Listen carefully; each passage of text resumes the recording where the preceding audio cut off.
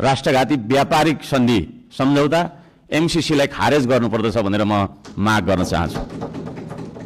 पृथ्वी रहन्जेलसम्म यो देश रहिरहनुपर्छ, हाम्रो देशको चन्द्र सूर्य अंकित झण्डा रहिरहनुपर्छ। त्यो मान्यता हामी राख्दछौँ, श्रम संस्कृति पार्टीले त्यो मान्यता राख्दछ।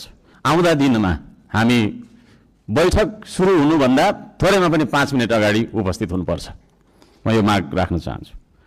हामी विभेदको अन्त्य गर्छौँ भनेर यहाँ भनिरहेका छौँ।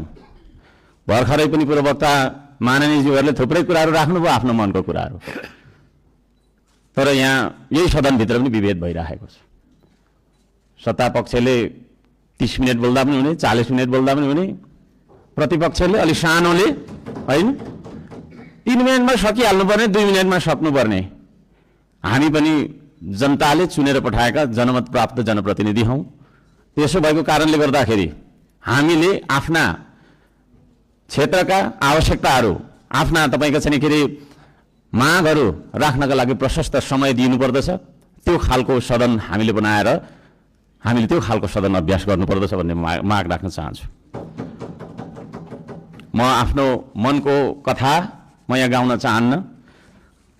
अब मेरो आफ्नो मन्तव्य राख्नुभन्दा पनि सरकारले कसो गर्नुपर्ने हो त? हिजो इतिहासमा हामीले के गर्यौं, कसले के गर्यो, कुन नेताले के गर्यो, कतिको तपाईको हामीले संघर्ष गर्यौं, के गर्यौं भनेर आवश्यक छ जस्तो मलाई लाग्दैन।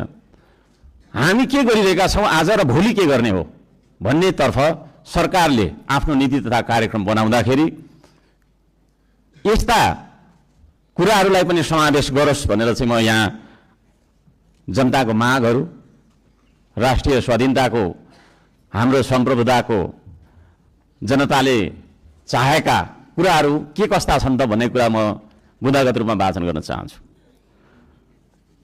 पृथ्वी रहन्जेलसम्म यो देश रहिरहनुपर्छ, हाम्रो देशको चन्द्र सूर्य अंकित झण्डा रहिरहनुपर्छ।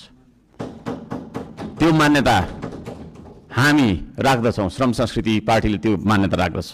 त्यसो भएको कारणले गर्दाखेरि देशको स्वाधीनता, भू राजनीतिक सन्तुलन र असंलग्न परराष्ट्र नीतिलाई बचाइराख्न सैन्य रणनीति उद्देश्यका साथ सुरु गरिएको असमान राष्ट्रघाती व्यापारिक सन्धि सम्झौता एमसीसीलाई खारेज गर्नुपर्दछ भनेर म माग गर्न चाहन्छु।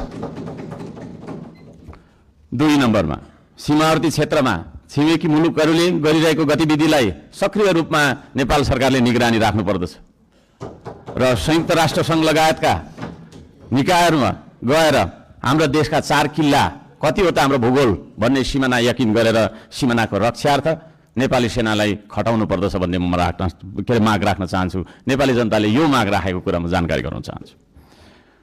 जनताले सोझै चुन्न पाउने प्रत्यक्ष